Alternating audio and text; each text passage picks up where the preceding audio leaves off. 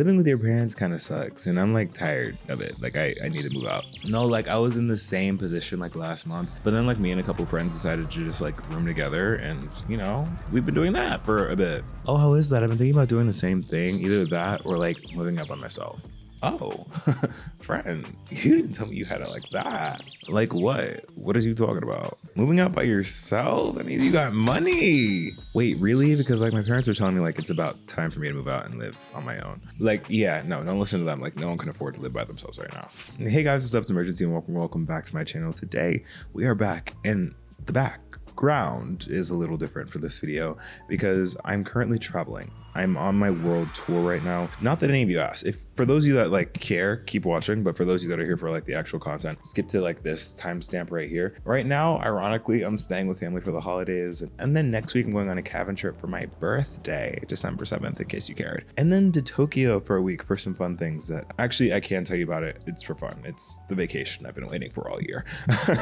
So yeah, the filming locations for the next couple weeks are going to be a little different. So please bear with me. And yeah, also, if you want to see the vlogging content or the lifestyle content that's coming along with all of this travel, make sure to tap into my other socials on TikTok, Instagram, all that Imurgency, because I will be active on there if I am not active here. We're here to talk about money on it, because I'm not sure if you like noticed or whatever, but like everything's really expensive. Like everything costs a lot of money, and a lot more money than it used to, and more than it definitely should. And that can be a whole video in and of itself, talking about like how much things cost nowadays. But I think where I wanted to frame this video is more so along the lines of affordability when it comes to Gen Z housing and just progression of life stages for Gen Z as we're growing up. Because I think this is something that at least I've talked a lot about with my friends, and I've been seeing conversations about it online about like how it is so hard to own anything for one, and to afford to rent anything nice with space and a washer and dryer and a dishwasher and a working thermostat. And if you want to be crazy,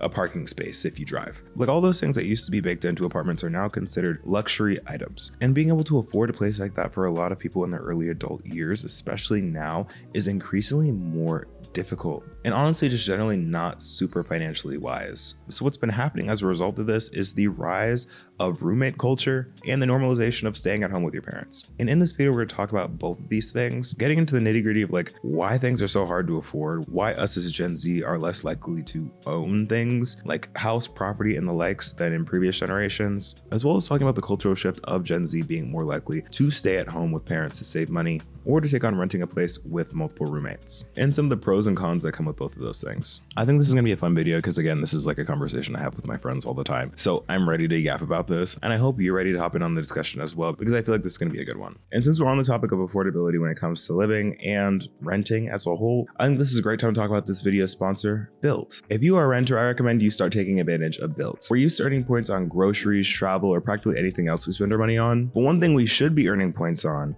is rent, our biggest monthly expense. Built has changed the game by letting renters earn high value points on rent and around their neighborhoods. Built is a loyalty program that allows you to earn points on rent and redeem them towards flights, hotel stays, fitness classes, and even towards your next month's rent payment. There is no cost to join Built, and as a member, you'll earn valuable points on rent and everyday spending. Built points can be transferred to your favorite hotels and airlines, even ones you haven't heard of. There are over 500 airlines and 700,000 hotels and properties around the world that you can redeem your Built points towards. Built's been consistently ranked the highest value point currency by the Points Guy and Bankrate. And if any of this sounds interesting to you, you can start earning points today when you sign up through the link in my description or by using the QR code popping up right now on screen. And make sure you use my URL so they know I sent you. Thanks so much, Built, for sponsoring this video. Let's get back into talking about affordability. Let's first start off this conversation by talking about the state of the economy. I know, super fun topic to kick us off with. And I think this is an easy one to really start us off with. It feels bad right now. It feels really bad, and it hasn't felt good as a young adult, as a Gen Z, for a while. I dare to say it has not felt good, like amazing, since a lot of Gen Z has become adults. Like I think like the best portion of the economy for a lot of Gen Z was honestly like during the initial stages of the pandemic when we were in an employee market. Remember like the Great Resignation era where people were like quiet quitting? People were making more from their jobs. Jobs were more plentiful and it felt like you can just drop one and pick one up whenever you wanted. And maybe this isn't necessarily as common of an experience. This is like during the era of like 2021 to maybe the tail end of 2022, where it seemed like a a lot of employers were willing to do whatever it took to get their employees engaged and to keep their employees, because as a direct result of lockdown and of the pandemic, that caused a lot of the workforce to, one, explore other hobbies, explore other niches, and branch off into different interests, career paths, whatever, what have you. Two, really reprioritize work in their lives. Like there was that really cathartic vibe in the air where like people wanted to live for themselves again and get in touch with what really made them happy, because like all of our lives were stopped very dramatically for about a year before things started opening up again. And then like once things opened up, people kind of forgot all about that. But that's a whole other conversation. And three, businesses had a lot of money to spend because although the economy was not great during that period, it didn't necessarily feel as bad as it does now. But do you know who it was really great for? The top companies and their shareholders, because they made a lot of money. Like there are honestly tons of articles talking about how lockdowns in the early years, exiting the lockdown stage of the pandemic, these companies were raking in record profits and churning out a lot of money. So they were just spending. We saw this happen across the board. Like money was just getting spent on things. Like that's when we saw like the golden age. Like in a recent video when I talked about like the Hollywood recession that's going on right now, it felt like Hollywood in like 2020, 2021, and 2022 was just churning out stuff because they had a lot of money to spend and churn a lot of projects to get out. And as we saw, that rapid spend eventually were out. And I'm not an economist and I don't pretend to be, but like I'm sure the result of that was not great, because what we're feeling right now is very uncomfortable for a lot of people and is making life very difficult for many people in this country. And as a result of that, the hiring market for a lot of jobs right now sucks. It's very hard to get a job, takes more work to keep a job, and is easier than ever to lose it. With the mass layoffs that have been happening almost quarterly at this point, among all the other ways that people have been losing their jobs. And unfortunately, as we talk about in the Everyone Hates Gen Z in the Workplace video, Gen Z happens to be the base of people that tends to be cut first in a lot of those things, because we tend to have the least amount of experience. So this causes a lot of young people to really feel, for one, kind of disenfranchised in their jobs and in their careers, which means that also finances are not the best or the most reliable right now for a lot of young people. And this honestly hasn't been made any easier, because at the end of the day, regardless of if we have a job or not, we still gotta live somewhere.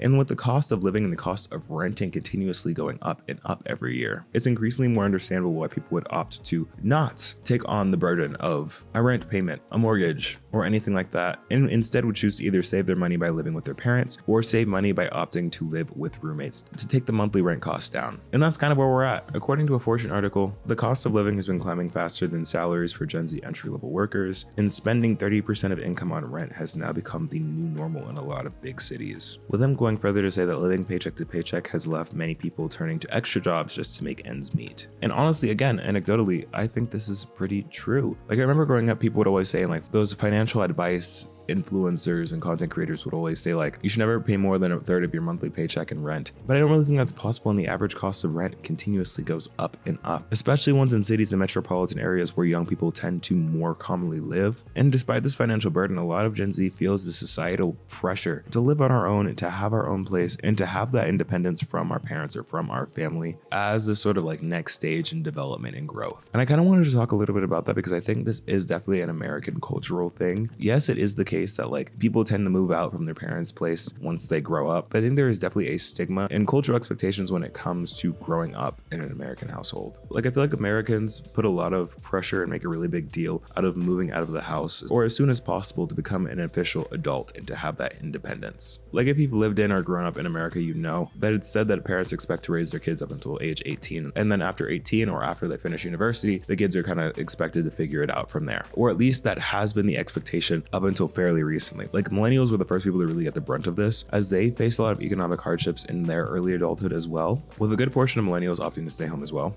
But I think that expectation in that timeline has again been delayed by Gen Z as well, because there has been a societal delay in that sense of self-sufficiency and financial stability. Like it all kind of harkens back to the old American dream, the old adage of the American dream, like graduating from high school, getting a good education, getting a good job after you get a good education, finding a partner and buying a house together, living happily ever after. But as many of us are well aware, the traditional American dream is no longer a thing for most Gen Z Americans, simply by the fact that a lot of Gen Z has felt kind of misled, or I can't even say misled, because I don't think a lot of us really went in with the expectation that all of that was going to happen, because we saw that very clearly not happen with millennials. But going through the process of getting the good education and walking away not having a guaranteed job, and actually finding it more difficult than what feels like ever to actually find a job after having that good degree, and not being in any position to really buy property, because property is just out of the realm of immediate possibility for a lot of people that are just graduating from college or entering their early adulthood life. So in fact, the American dream, or the American reality, reality for a lot of Gen Z is to just stay at home with family. A 2023 study from Harris Poll for Bloomberg found that about 45% of people ages 18 to 29 live at home with their families, an 80-year high. So more adults than ever are living with their families for a little bit longer. And I feel like through that, a lot of the stigma behind like being into your early, mid, or late 20s, or just 20s in general, living at home is seen less negatively than it has been in the past, because by and large, people understand like times are hard and it saves you a lot of money by being at home. Now, where you do end up paying oftentimes is through your mental health, because as an adult, for most people, I don't want to make a generalization for everybody, but for a lot of people, it is emotionally draining, especially for those that have not grown up in the most nurturing of families. And even for those that do have great family dynamics and are close to their family, there is still this feeling of dissatisfaction with your living experience, because even though the stigma may not be as bad as it used to be, there is still that feeling that creeps up of like not feeling adult enough, or not feeling like you're progressing in life as fast as you should, if that makes sense. Like I felt this a lot during lockdown and the year that followed it, of like feeling that I'm sort of like regressing as a person and kind of like falling back into a lot of patterns that I had back when I was really living full-time under my parents. I did not have that adult autonomy that I currently had at that time. And the other piece of just like wanting that life progression, like yeah, a lot of us understand that the American dream is not what it was meant to be and it's not necessarily a thing, but we still crave and still want that life progression. We want to feel that level of self-sufficiency and want to feel that level of like grown-upness that our parents felt, that some of our peers feel, and that people online seem to project. Like it isn't a bad thing, and we shouldn't feel bad for necessarily wanting to get out of situations that we're currently in, but I think it's also important to not shame ourselves, belittle ourselves, or feel bad for where we're at. And now I kind of want to shift the conversation to the other factor of not living alone. We cover parents and family, and now I want to talk about roommates, because I feel like this is a more nuanced conversation and something that I feel like has become a kind of cultural marker for a lot of young people, and that is the concept of roommates. I feel like living with roommates, and I'm not talking about the people that subscribe to this channel, has become increasingly more common and increasingly more normalized over the past 20-30 years. And honestly, I'd say it goes back farther than that. The concept of living with someone long-term that was not your partner back in the day just wasn't as common of a thing, and the priority was either living by yourself or living with a partner or a loved one. According to Pew Research, in the 1960s, just 6% of young adults aged 18 to 31 lived with roommates who weren't their partner. But by 2018, 1 in 3 was living with someone who wasn't their partner or college roommate. So we've really seen a boom in roommate culture where it's very normal and almost expected that you have a roommate, because for one, it's just financially wiser to split rent with a roommate, especially if you're opting to not live with your parents or live in your family home. It does take a bit of that financial burden off, and then it also kind of gives you a baked-in social network if you like your roommate. Even if you don't, it gives you more social interaction than you would if you didn't have a roommate, let's be real. And especially with a lot of the content that we consume and a lot of the content that's produced in media, roommates have become a normalized thing to have up until you are quite a bit older. We see a lot of shows right now focused around the concept of a roommate or having like an adult roommate, with shows of people in their 30s, usually in a metropolitan area, still having a roommate and having the dynamics between like said roommate really playing out. Like this isn't a new show at all, but for some reason this is the first one that came to mind for me. But like the Unbreakable Kimmy Schmidt with Titus and Kimmy, you have OGs like Friends, basically every single sitcom that's come out since like the 90s. Like roommate culture, and especially like late stage roommate culture, is still going strong, with one article stating that 50 is the average age of the typical US renter living alone, per census data from 2022. Going further to say that 20-somethings have long had roommates to cut costs on entry-level salaries, especially when making ends meet in large cities. So fiscally, for a lot of young people, it makes more sense to have roommates. And especially with the way that the economy feels and has felt over the past several years for Gen Z, it seems like this will remain to be the case for sure. Especially since like owning anything is incredibly impractical right now, with one source stating that the average home price has spiked over the last decade from about $334,000 at the end of 2013 to over $513,000 now, making the market almost impossible for a young adult on an entry-level salary to navigate without help from their parents. So as we know, it's hard to own anything, and it's hard to really rent by yourself, because there are also a lot of baddies that do. I happen to be one of them now, and I think there is a lot of discourse around like either living alone or living with people. Again, had a lot of conversations with friends recently who have made the switch from living with family or living with roommates to living alone. And a big question that's always talked about is whether or not it really is better to be living alone. And to this, I'd say initially, yeah, living alone is great, especially if you're looking for more privacy, personal space, control of your space, and general mental clarity. Living alone can and is great. You don't have to worry about sharing a space with anyone. You don't have to accommodate for anyone. Your space is yours and yours alone, and you can do whatever you want per leasing and landlord agreements that you want. And for a lot of people, that can be amazing for your mental health because, again, living with your parents is free financially, but very expensive on your mental. You actually have time and space to unpack all of that in therapy without having to whisper or be in some back room to not have your parents hear you talk about them. But I'd say that where living alone has its major cons, and this is the case for a lot of people that are either extroverts or like very avoidant introverts, is that long term, especially with the loneliness epidemic that Gen Z is going through, sometimes living alone can feel a little isolated and can exacerbate some of the loneliness that a lot of people do feel, which can lead to things like depression. Or if you do have depression, it can make it easier to fall into those steps, especially during times like now, like during winter time and fall, where days are shorter, it's colder, and nights are just generally longer. Because one upside that you do have with a roommate is that you do, again, have that baked in social network, whether it be your roommate or your roommate's friends. You are constantly seeing someone in your space, and you at least have someone to talk to. If not talk to, then at least see or hear from every single day. And when you live alone, all those social interactions have to now be intentional. They do not just happen passively. So it can be very easy for a lot of people to live alone, that if you don't try, it is very possible that you can spend a string of days, if not a full week or more in some cases, without talking to or interacting with another person in real life, which for some people that may sound like a great thing, and for others that could sound like a lot. And that's just something that you got to think about. And then there's the whole like actual financial part of it, because if you are living alone, you are taking 100% of the financial burden of living alone in a place. Like you were the sole person paying for all of that rent, which may make it difficult to have that social life if your rent happens to be high. And you really have to put in work to work either paycheck to paycheck or even take on multiple jobs to just survive. And that is the case for many people. And I think there is like a sort of side conversation to be had about all of that, because I think we definitely do prioritize and sort of put living alone or independent living on a pedestal, when there is a lot of value in living with others. There is a big beauty in that. And a lot of cultures outside of America and really do have that more so normalized, whether that be like living with family or living with loved ones or just living with other people. This hyper individualistic nature and culture that we've sort of aspired to be in and sort of been positioned to want really does position us more so into the sense of loneliness and not having community, especially when it comes to things like neighbors. Like most people don't even know their neighbors, and this isn't talking about like house to house neighbors. Like that's a different story. Like the people that live in the unit to your right and to your left, like people don't really take the opportunity to really form that community, whether they're people you live with or live next to. And I'm definitely guilty of this as well. But yeah, I just say that as sort of like a counterpoint, or to give more context to a lot of the value that does come from whether that be living with roommates or living with family, because you do foster that community given that you aren't trying to go at each other's necks.